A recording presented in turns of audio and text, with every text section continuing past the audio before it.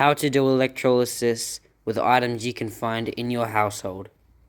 To start off, we're going to need a beaker, some regular old vinegar, a 9-volt battery, a setup to hold everything. I just use this soldering peg system, whatever you call it.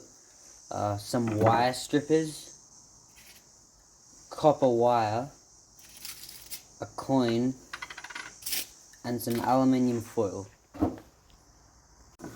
We'll start by stripping both ends of the wire. We have this, we can wrap it around the coin.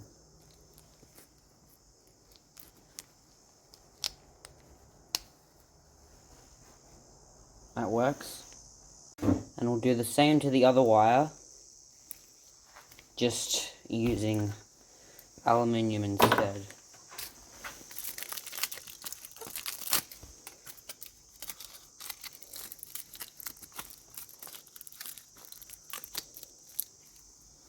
There we go. Now we just gotta connect those ends to the battery. I couldn't find any solder wire, so I just used a piece of tape. Same with the other side, just use the tape. Now we're just gonna fill our beaker with vinegar. I'm gonna get a little bit more because it's not quite full. You can also use apple cider vinegar if that's all you have. Just really any vinegar works. I'm just not going to use this, so don't worry about it. We get our 2 leads, we just plop them in the water. And it should start to bubble soon. I think I made a mistake because this is an Australian 10-cent coin. But I found this American dime. I'm pretty sure you're going to want to use a dime because it's zinc. Try that again.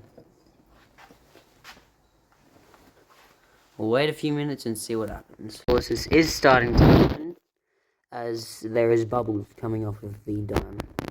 This works by creating an electrical circuit with a electrolyte solution, aka vinegar. It transfers ions from the anode to the cathode. The anode is the dime and the cathode is the aluminium.